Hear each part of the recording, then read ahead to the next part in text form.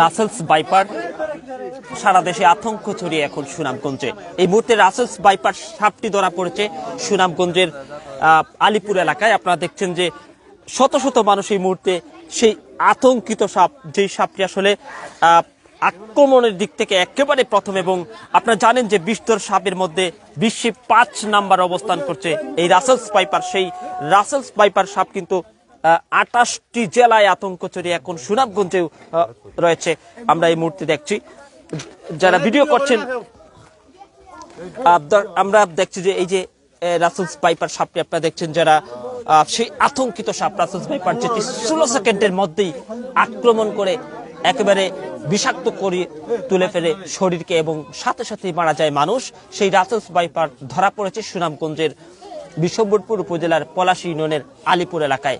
এই Russell's viper সাপটি দেখার জন্য এই মুহূর্তে শত শত মানুষ তারা গ্রামে ভিড় করছেন।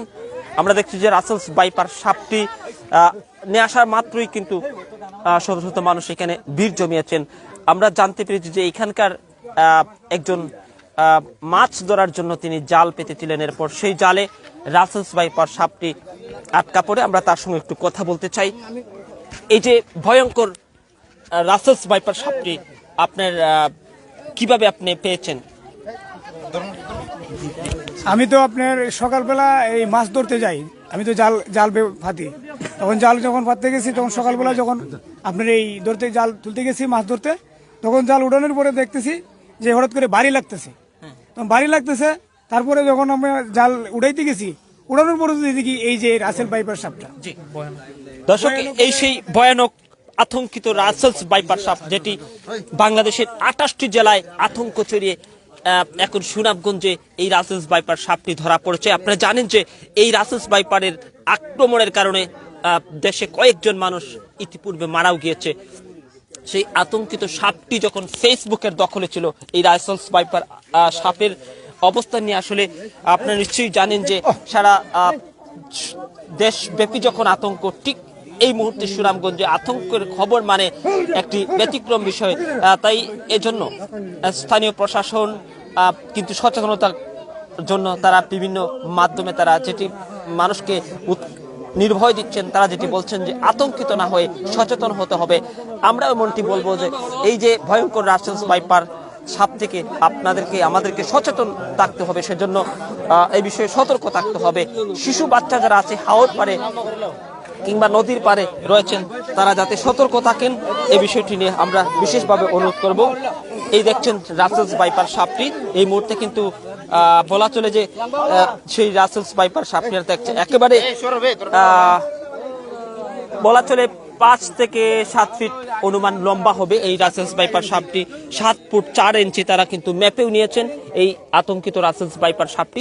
দর্শক, আপনাদেরকে বলে রাখতে চাই আরো একবার যে আপনারা জানেন যে ইতিপূর্বে বাংলাদেশের 28টি জেলায় যখন এটি আতঙ্ক ছড়ায়, এরপর কিন্তু ফরিদপুর জেলা আওয়ামী লীগের সাধারণ সম্পাদক হয়তো তিনি যেটি বলছেন যে সভাপতি, তিনি বলছেন যে এই রাসেলস ভাইপার সাপ যদি কেউ মারতে পারে তাকে, তাহলে 50,000 টাকা পুরস্কারও ঘোষণা করেছিলেন। কারণ কতটা আতঙ্ক ছড়িয়েছে জনমনে নিশ্চয়ই আপনারা বুঝতে পারছেন। আমরা আবারও যদি সমীক্ষাটি বলি যে এই রাসেলস ভাইপার বিষধর সাপের মধ্যে 5 নম্বর অবস্থানে থাকলেও আতঙ্ক ছড়িয়েছে এ দেশব্যাপী 1 নাম্বার পর্যায়ে। এবং আরো একটি বিষয় যদি আপনাদেরকে জানিয়ে রাখি যে এই সাপটি যেটি বিশ্লেষকরা বলছেন যে আক্রমণের দিক থেকে কিন্তু বিশ্বে 1 নাম্বার। মাত্র 16 সেকেন্ডের 1 বাক্সমের মধ্যেই কিন্তু এটি মানুষের যে যখন সেটি টাচ করে তখন কিন্তু মানুষের রক্ত জমাট হয়ে যায়, ফলেই কিন্তু মানুষ তৎক্ষণাৎ মারা যায়, এমনটি বলছিলেন, মৃত্যুর ঝুঁকিতে থাকে এমনটি বলছিলেন বিশ্লেষকরা। আপনি কি দেখেছেন সাপটি? ওই তো এই মাত্র দেখলাম সাপটির নাম হয়েছে 7 ফুট 4 ইঞ্চি আর 15 কেজি ওজন। কি সাপ বলে আপনাদের এলাকায়? আমরা কি বলে?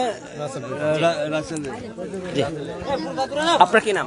আমার নাম মোহাম্মদ আজিজুল হক। আজিজুল হক, এই সাপটি কি প্রথমবার দেখেছেন না? জি, প্রথমেই দেখেছি। এটাই আমরা মোবাইলে দেখতেছি রাসেল বাইপাস, এটাই আমরা সকালে দৌড়ছে পরে আমরা আনছি কেন।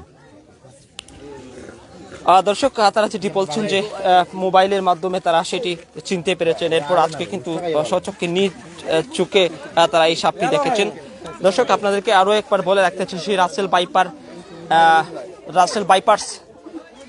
বাইপার সেই সাপটির নাম শোনার পরেই কিন্তু এখানে শত শত মানুষ ভিড়জমান।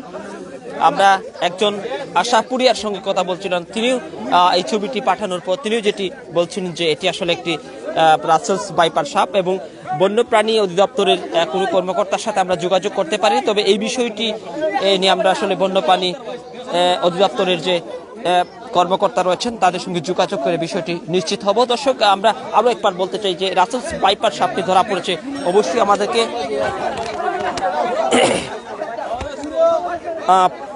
আমাদেরকে সচেতন থাকতে হবে।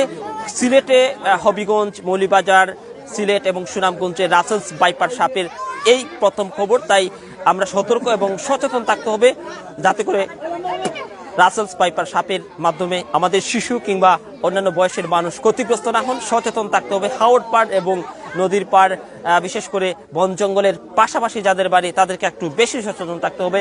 এই আমন্ত্রণ জানিয়ে লাইভটি শেষ করছি।